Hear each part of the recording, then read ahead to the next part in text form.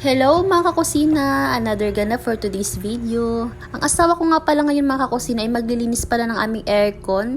Siya na nga lang na naglilinis ito mga kakusina at hindi na nga namin ito pinapalinis sa maglilinis kasi marunong naman siya at nanood siya sa YouTube. Matagal na nga rin na siya ang naglilinis ng aming aircon.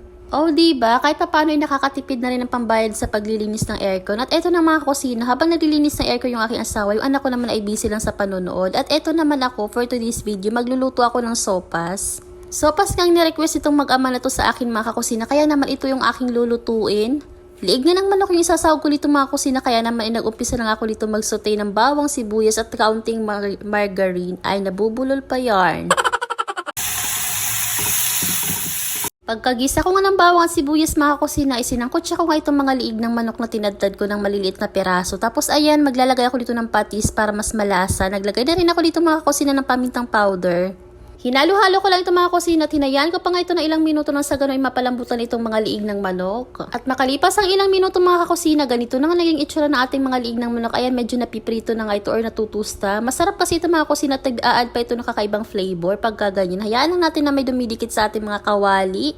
Maaalis din naman yan mga kakusina kapag naglagay na nga tayo ng tubig. At ayan, naglagay na nga ako dito ng maraming sabaw. Kasi para sa amin, mas masarap ang sopas kapag madaming sabaw. Kayo ba mga kakusina, ganito rin ba kayo magluto ng sopas? Pa-comment naman dito. Para may try ko nga din minsan mga kakusina yung mga proseso ng pagluluto nyo sa mga sopas. Alam ko, maiba-iba tayong pamamaraan sa pagluluto nito. Nilagay ko na nga rin yung pasta pagkalagay ko ng tubig. At ayan, hinayaan ko lang kumulo at nilagay ko na nga rin itong carrots.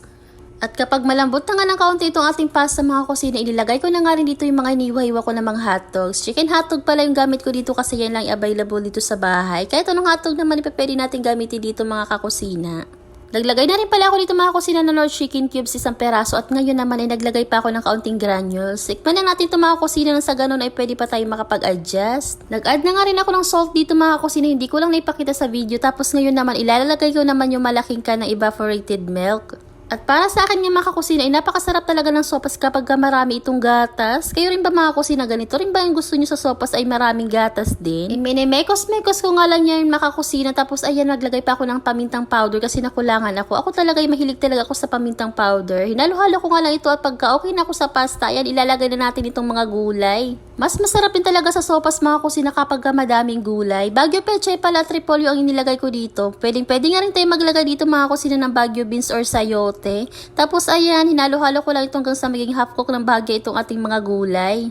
Madalas ko na nga rin sinasabi sa inyo mga kusina kapag nagluluto nga kami ng sopas ay ulam na nga namin ito hanggang sa tanghalian at minsan umaabot pa ng merienda o doon pala ay nakatipid na kami.